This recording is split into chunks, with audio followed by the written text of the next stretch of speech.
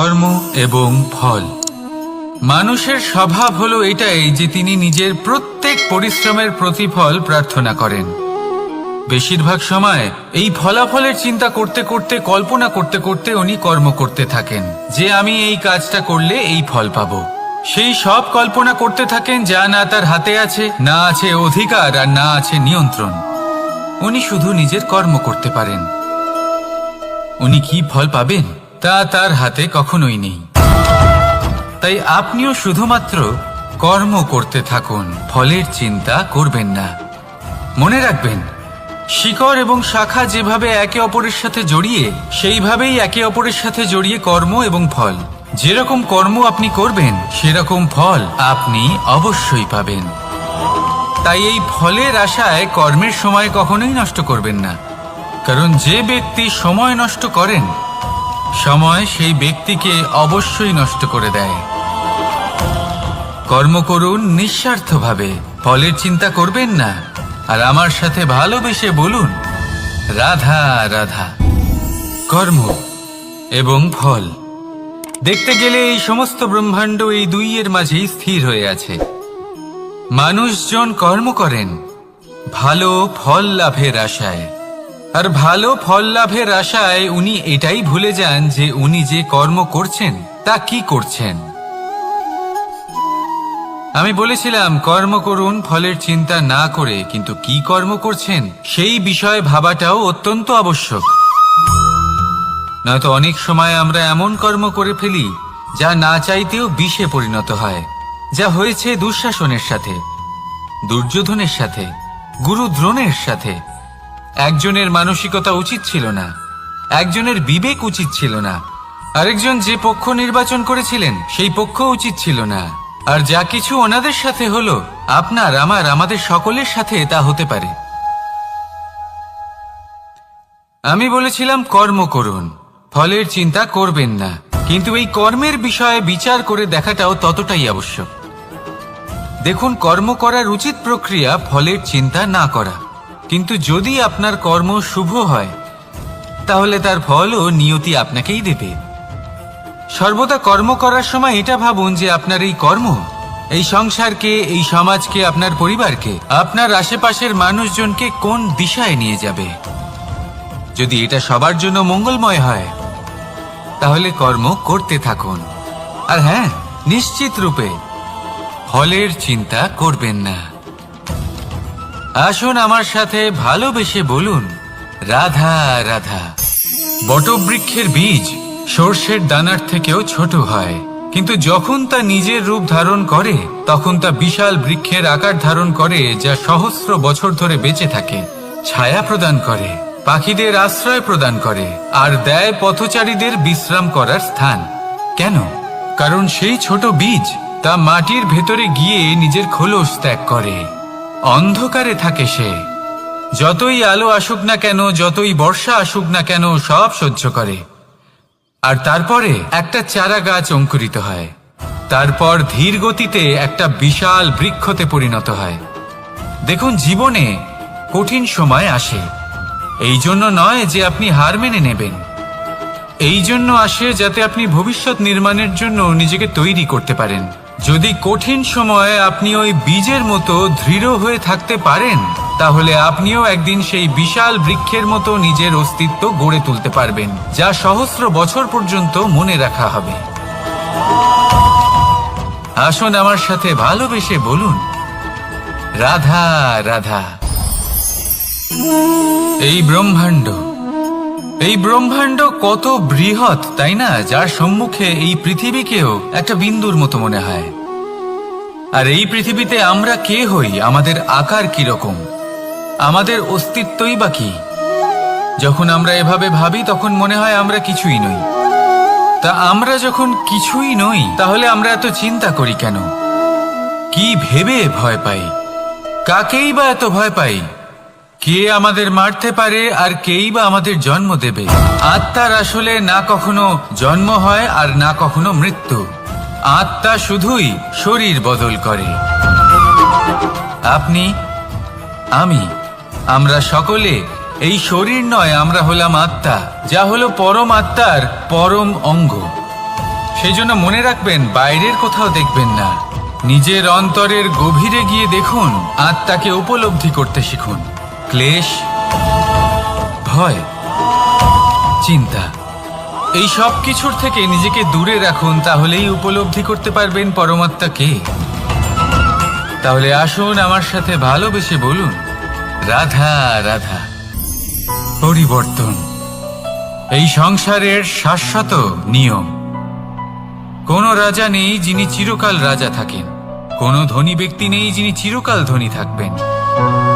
এই সংসারে সূর্যের স্থান নেওয়ার জন্য চন্দ্রিমার আগমন ঘটে। কোন স্থান যাকে পতিত বলা হয়েছিল সেখানে মহল তৈরি হয়েছে, কোন স্থান যাকে আজ মলিন বলা হয়েছে কাল সেখানে মন্দিরও স্থাপন হতে পারে। কোনো ঋতু চিরকালের জন্য থাকে না, কখনো সময় চিরকাল একরকম থাকে না। আজ যে আপনার কাছে রয়েছে কাল অন্য কারোর ছিল, আজ যে আপনার কাছে রয়েছে কাল তা অন্য কারোর কাছে চলে যাবে। আপনার সাথে কিছু থাকলে তা হলো আপনার কর্ম, কিন্তু সেই কর্মের পরিণামও আপনার নয়। আপনি শুধু কর্ম করুন, বাকি সবকিছুই পরিবর্তনশীল। কিন্তু সেই পরিবর্তনকে দেখে ভয় পাওয়ার প্রয়োজন নেই, তাকে স্বাগত জানান। যদি আপনি হাসি মুখে সেই পরিবর্তনকে স্বাগত জানান, তাহলে এই পরিবর্তনও হাসি মুখে আপনার সাথে থাকবে। আসুন আমার সাথে ভালোবেসে বলুন, রাধা রাধা। সঞ্চয়। মানুষের যখন থেকে বোধবুদ্ধি হয় সঞ্চয় করতে আরম্ভ করে দেন। সঞ্চয় করতে থাকেন ভোজনের, সঞ্চয় অর্থের, সঞ্চয় শক্তির। নিজের জন্য করেন, নিজের পরিবারের জন্য করেন, নিজের স্ত্রীর জন্য করেন, সন্তানের জন্য করেন, সন্তানের সন্তানের জন্যও সঞ্চয় করেন। সঞ্চয় করার জন্য ওনার কাছে অনেক কারণ রয়েছে, কারণ উনি এটা ভাবেন যে এই সঞ্চিত শক্তির জন্য কেউ ওনার কোনো ক্ষতি করতে পারবে না।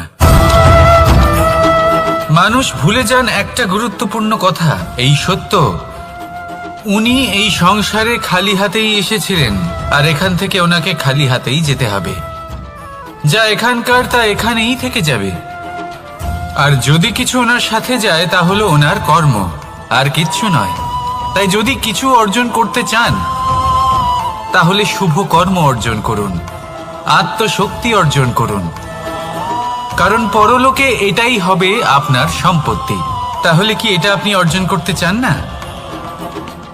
আসুন আর আমার সাথে ভালোবেসে বলুন, রাধা রাধা। সদিচ্ছা। দেখতে গেলে 3 অক্ষরে তৈরি এই শব্দ, কিন্তু সমস্ত ত্রিলোক তার উপরেই আধারিত। আপনি এই সংসারে এসেছেন, তখন অবশ্যই শ্বাস নেবেন, কিন্তু তার বদলে আপনাকে কিছু তো দিতেই হবে। আপনার উপর নির্ভর করছে আপনি কি দেবেন। কি দেবেন এই সংসারকে, এই সমাজকে, নিজের পরিবারকে, আর তার বদলে কি নেবেন? যশ নাকি অপযশ? দেখুন, এক ছিল রাবণ, যে কিনা সমুদ্র পার করল সীতাকে অপহরণ করার জন্য, আর এক ছিলেন রামচন্দ্র, যিনি সমুদ্র পার করেছিলেন, সেতু বানিয়ে গিয়েছিলেন সীতাকে ফিরিয়ে নিয়ে আসার জন্য। দুজনেই সমুদ্র পার করেছিলেন, শুধু পার্থক্য ছিল সদিচ্ছাকে বোঝার লক্ষ্যের। অনেক মানুষের যাত্রা একরকম হতেই পারে, কিন্তু আনন্দ তখনই লাভ করবেন যখন লক্ষ্য শুভ হবে, মহান হবে। এই লক্ষ্য দিয়ে এই সংসারের কল্যাণ হবে এবং মানুষের সম্মান হবে।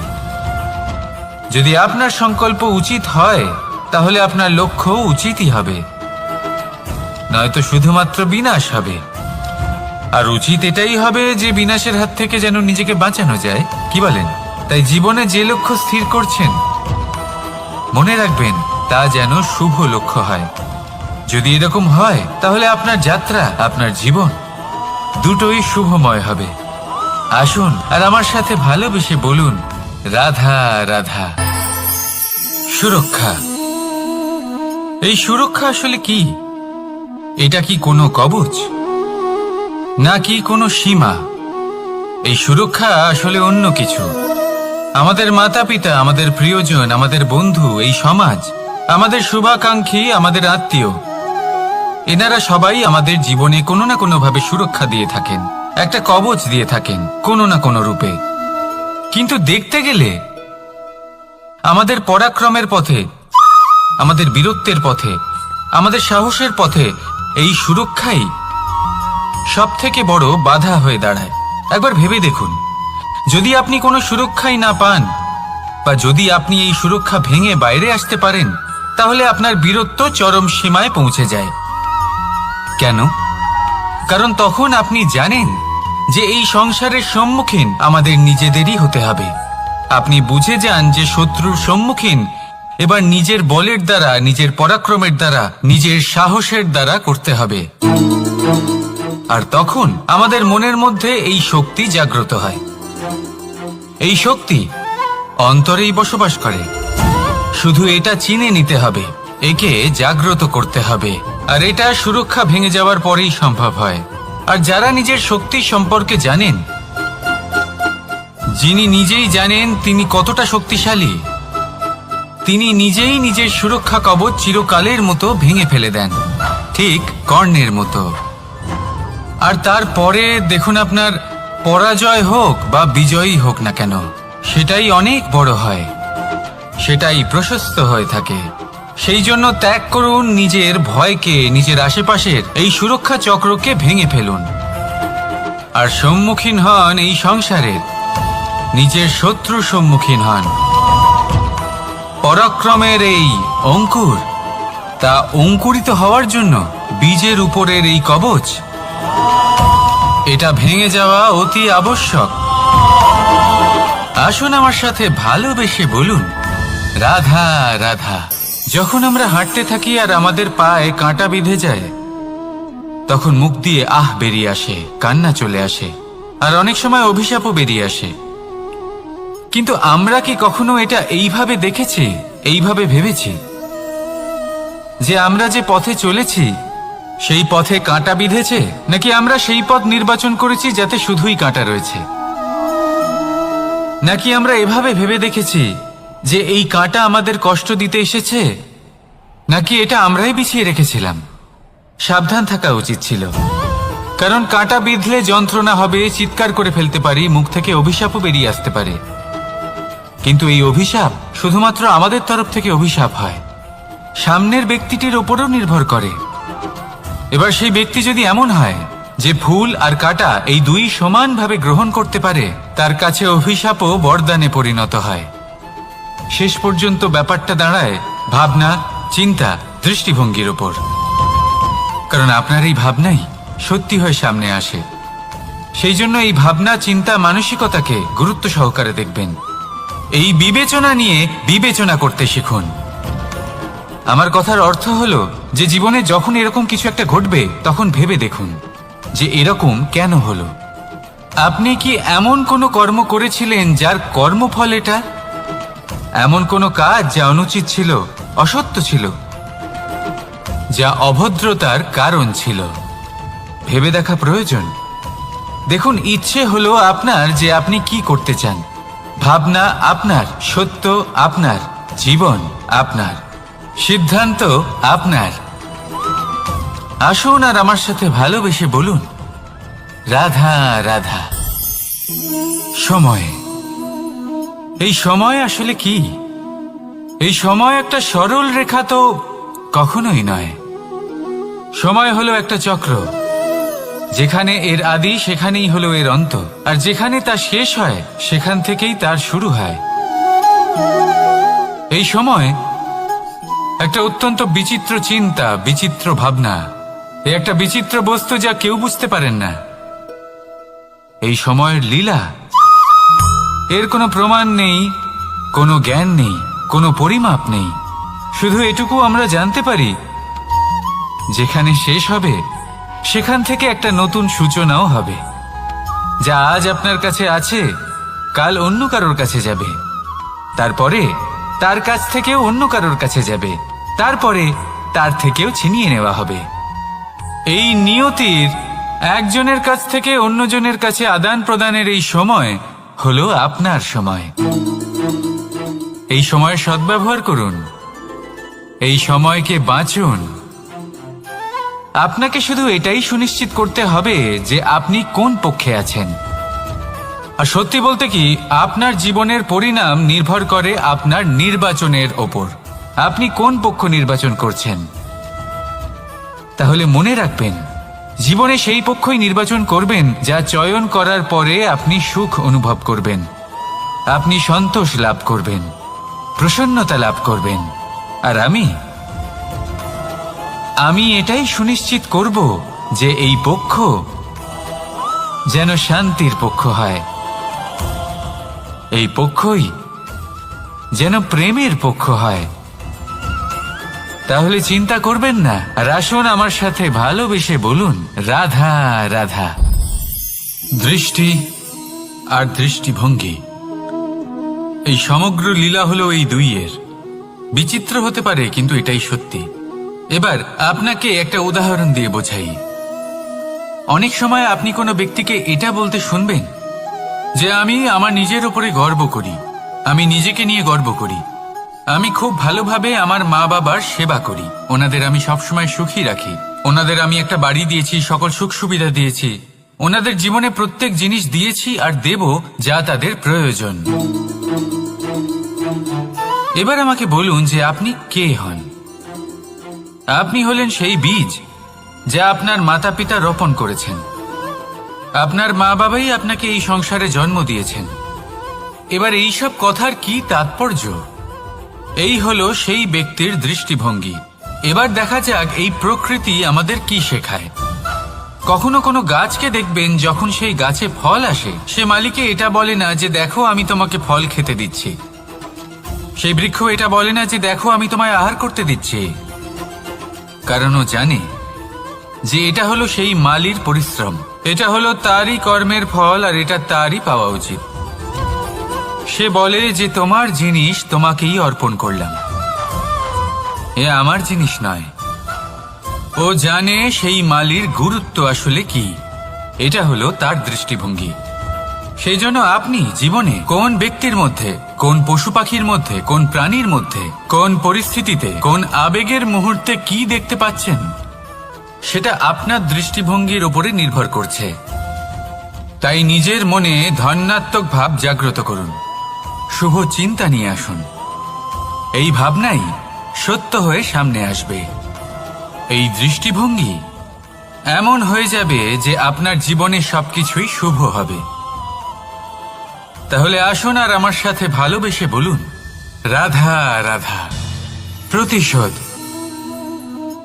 অথবা কাউকে দুঃখ দেওয়ার ভাবনা, যদি এটা আপনার মনে থাকে, তাহলে আপনি নিজের মনেই যন্ত্রণার একটা বিশাল বৃক্ষ রোপণ করছেন, এটা মনে রাখবেন। কারণ কাউকে দুঃখ দেবার এই ভাবনা, এটা হলো সেই বীজ যা আপনার মনেই পতিত হবে, আপনার মনেই অঙ্কুরিত হবে, আর আপনার মনেই একটা বিশাল বৃক্ষরূপে বেড়ে উঠবে। জীবন আপনার, কর্ম আপনার, কাউকে দুঃখ দেবার ভাবনা আপনার ছিল, এই বৃক্ষ হলো আপনার, তাই এর ফলও আপনিই পাবেন, যা গ্রহণও আপনাকেই করতে হবে। মনে রাখবেন, যে মানুষ এটা ভাবে যে আমি ওকে দুঃখ দেব, ওকে কষ্ট দিতে চাই আমি, সেই মানুষই দুঃখ আর কষ্ট পেয়ে থাকে। যদি সেই জায়গায় আপনি এটা ভাবেন যে আমি কাউকে সুখী করে তুলতে চাই, কাউকে সুখ প্রদান করতে চাই, তাহলে তারও বীজ আপনার মনেই রোপণ হবে, বৃক্ষে পরিণত হবে, যার ফলও আপনিই পাবেন। এখানে বিষয়টা হলো শুধু মানসিকতার চিন্তা, যা সত্য হয়ে আপনার সামনে আসে। তাহলে এই মানসিকতা শুভ করুন, সবার জন্য মঙ্গল কামনা করুন। অন্যের মনে আপনার জন্য ভালো চিন্তা থাকুক বা না থাকুক, আপনি সবার জন্য শুভ চিন্তা করে কর্ম করতে থাকুন, তাহলে আপনার সাথেও ভালোই হবে। তাহলে আসুন আর আমার সাথে ভালোবেসে বলুন, রাধা রাধা। সুখ আর অভিজ্ঞতা, এই দুই জীবনে একসাথে কখনোই আসে না। মনে রাখবেন, যেখানে সুখ থাকে সেখানে অভিজ্ঞতা থাকে না, আর যখন এই সুখ আমাদের জীবন থেকে দূরে চলে যায়, তখন আমাদের জীবনে আসে এই অভিজ্ঞতা। পরমাত্মা, প্রকৃতি, নিয়তি এই অভিজ্ঞতাকে আমাদের জীবনে পাঠান, যাতে আমরা একটা অত্যন্ত গুরুত্বপূর্ণ শিক্ষা, একটা জ্ঞান প্রাপ্ত করতে পারি। এই অভিজ্ঞতা আমাদের শেখায় যে অতীতে এমন কি হয়েছিল যা আমাদের করা উচিত হয়নি। আমাদের শেখায় ভবিষ্যতে এমন কি আছে যা আমাদের করা উচিত আর কি করা উচিত নয়। দেখতে গেলে এই অভিজ্ঞতা আমাদের সেই শিক্ষা দেয় যার জন্য আমরা সুখের দিকে উচিতভাবে অগ্রসর হতে পারি। সেই জন্য জীবনে যখনই দুঃখ আসবে, দুঃখের এই সময় আসবে, তখন হতাশ হবেন না। বোঝার চেষ্টা করুন এই পরিস্থিতি কেন এসেছে, কি শিক্ষা দিতে এসেছে।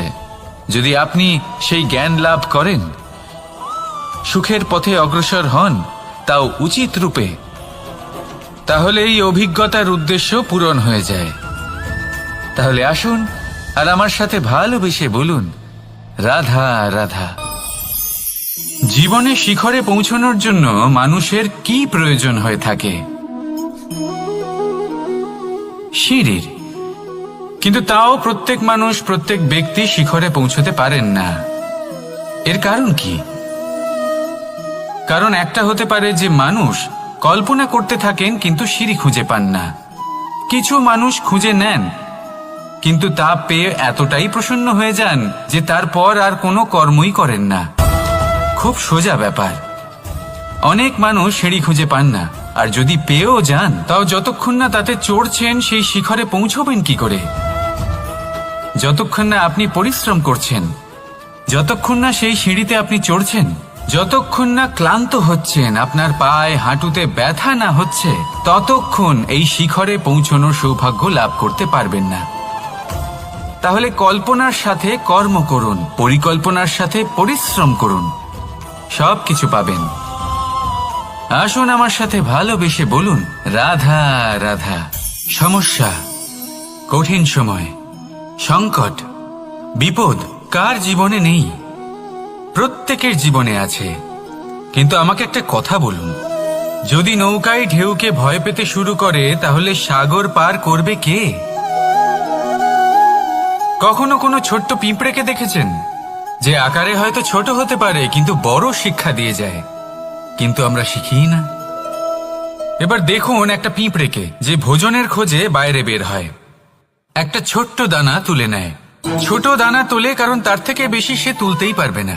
সে দানা নিয়ে চলতে শুরু করে, কোনো দেওয়ালে উঠে পড়ে, আবার পড়েও যায়। সেই দানা দূরে কোথাও একটা পড়ে যায়, তা আবার খোঁজে, তুলে নেয়, আবার চলতে থাকে। পড়ে যায় আবার ওঠে, পড়ে যায় আবার ওঠে। সেই দানাটা রেখে দেয়, আবার বেরিয়ে পড়ে ভোজনের খোঁজে। পরিশ্রম করতে থাকে কিন্তু হার মানে না। এই শিক্ষাই তো আমাদের প্রাপ্ত করতে হবে। নিরন্তর পরিশ্রম আর নির্ভীক হয়ে কর্ম করে যেতে হবে। এটাই হলো সাফল্যের মাধ্যম, এটাই হলো জয়ের মন্ত্র, অচ্যুত অজয় অস্ত্র। তাহলে আসুন আর আমার সাথে ভালোবেসে বলুন, রাধা রাধা। আমরা সকলে চাই আমাদের জীবনে সাফল্য আসুক। আমরা চাই যে এই সংসারে আমাদের খ্যাতি ছড়িয়ে পড়ুক। আমরা চাই যেন আমরা আলোচিত হই। কিন্তু শুধু চাইলেই কি যায় আসে? যদি এই সংসারে আলোচিত হতে হয় তাহলে পরিচিত হতে হবে পরিশ্রমের দ্বারা। যতক্ষণ না আপনারা পরিশ্রমের সাথে পরিচিত হবেন, সাফল্যের সাথে পরিচিত হবেন না। সংঘর্ষ করতে হবে প্রতিদিন, প্রতি বছর। জীবনের সব পরিস্থিতিতেই হয়তো নতুন নতুন বাধা আসবে, নতুন নতুন বিঘ্ন ঘটবে। কিন্তু এটা আবশ্যক নয় যে সমস্ত বিঘ্ন বিনাশের জন্য আসবে। কিছু বিঘ্ন আপনার পথ প্রশস্ত করার জন্য আসবে, আপনার পথ পরিষ্কার করার জন্য আসবে। যদি আপনাকে উদাহরণ দিই, যখন বন্যা আসে, বাড়ি ঘর ভেসে যায়, তখন আমরা হতাশ হয়ে পড়ি, আমরা দুঃখী হয়ে পড়ি। কিন্তু সেই বন্যাই আমাদের সেই ধরিত্রীকে এত উর্বর করে তোলে যে সেই উর্বর অংশ কাজে লাগিয়ে আমরা সেরকম আরো 10টা বাড়ি বানাতে পারি। তাহলে ধন্যাত্মক থাকুন আর যে কোনো সংঘর্ষের জন্য প্রস্তুত থাকুন। জীবনে অনেক দূর যেতে পারবেন। তাহলে আসুন আমার সাথে ভালোবেসে বলুন, রাধা রাধা।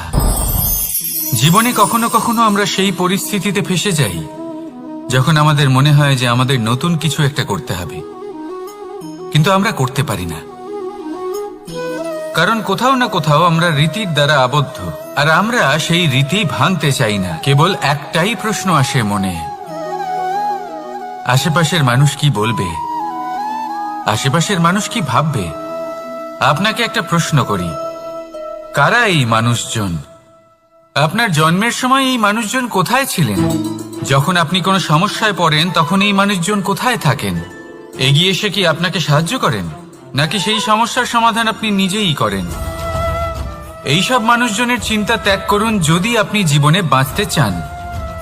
ভেবে দেখুন জীবনে কি কি শুভ আছে আর কি কি শুভ করতে পারেন। যদি তা স্রোতের বিপরীতে হয় তাহলে সংঘর্ষ করুন, কিন্তু এইসব মানুষজনের কথা ভাববেন না। ভেবে দেখুন জীবনে আপনি কি কি শুভ কাজ করতে পারেন। এটা ভাবুন যে আপনি কখনো এমন কোনো কাজ করে ফেলেননি তো যার জন্য কারো হৃদয় আহত হয়েছে। শুভর দিকে নিজের চিন্তা কেন্দ্রীভূত করুন, আপনার জীবনে সব কিছু শুভই হবে। তাহলে আসুন আমার সাথে ভালোবেসে বলুন, রাধা রাধা। আজকাল আপনি দেখে থাকবেন যে মা বাবা শুধুমাত্র সন্তানকে ভালোবাসেন তা নয়, তাদের মোহেও জড়িয়ে পড়েন। বিদ্যালয়ে যখন পাঠান তখন সমস্ত সুযোগ সুবিধা দিয়েই পাঠান। চেষ্টা করেন যে সবসময় যেন সন্তান তাদের চোখের সামনেই থাকে, কিন্তু ভুলে যান এক অত্যন্ত গুরুত্বপূর্ণ কথা, যে সন্তানকে এক নতুন দৃষ্টিভঙ্গি দেওয়াই হলো ওনাদের কর্তব্য। সেই জন্য পুরাতনকালে শিষ্যদের গুরুকুলে পাঠানো হতো, বাড়ির থেকে দূরে। কারণ বাড়ি ছেড়ে যাওয়া এক সন্তানের জন্য, এক শিষ্যের জন্য অত্যন্ত শুভ লক্ষণ হয়। যখন সে বাড়ির থেকে দূরে, গৃহস্থের থেকে দূরে থাকবে, তখন এই সংসারকে সে এক নতুন দৃষ্টিভঙ্গি দিয়ে দেখবে, পরখ করবে, বুঝতে পারবে, আর সবকিছু নিজে থেকেই শিখে যাবে কখন আক্রমণ করতে হয়, কখন পিছু হটতে হয়, কিভাবে এই সংসারের সম্মুখীন হতে হয়। আর এটা আপনার দৃষ্টি ওকে শেখাতে পারবে না, ওর অভিজ্ঞতা ওকে শেখাতে পারবে। তাই মনে রাখবেন, যদি আপনি চান যে আপনার সন্তানের বিকাশ হোক, তাহলে অনেক সময় ওকে নিজের থেকে দূরে নিয়ে যেতে হয়। যদি মোহে আবদ্ধ থাকেন তাহলে ওর বিকাশ কখনোই হবে না। তাহলে আসুন আমার সাথে ভালোবেসে বলুন, রাধা রাধা। কখনো কখনো মানুষ মনে করেন যে সে নিজেই সব থেকে বেশি শক্তিশালী, তিনি হলেন জ্ঞানী। দেখুন, এটা ভালো ব্যাপার যে আপনার মধ্যে শক্তি আছে, জ্ঞান আছে, আর এটা শুধু আপনার জন্য নয়, এই সমস্ত সমাজের জন্য, দেশের জন্য, সমগ্র পৃথিবীর জন্য অত্যন্ত আবশ্যক। কিন্তু এই কথাটাও বোঝা অত্যন্ত আবশ্যক যে এই জ্ঞান যেন কখনো অহংকার না হয়ে ওঠে। যখন মানুষের মধ্যে জ্ঞান থাকে তখন সে রাম হয়ে ওঠে। রাম, যিনি সমুদ্রের বুকে সেতু বানিয়েছিলেন, বানর সেনার দ্বারা রাক্ষস রাজকে পরাজিত করেছিলেন, আর চিরকালের জন্য সবার কাছে আদর্শ হয়ে উঠেছিলেন। আর যদি মানুষের মনে অহংকার জন্মায় তাহলে সে রাবণ হয়ে ওঠে। দেশে বিদেশে যতই খ্যাতি থাকুক না কেন, সে রাক্ষস হয়ে ওঠে, নিজের সাথে সাথে সমস্ত কুলের বিনাশ করে বসে। এবার জ্ঞান নাকি অহংকার, আপনার কি চাই সেই সিদ্ধান্ত আপনার, আর আপনার এই সিদ্ধান্তই নিশ্চিত করবে যে আপনার কর্ম কি হবে, আর আপনার এই কর্মই নিশ্চিত করে দেবে আপনার প্রারব্ধ কি হবে।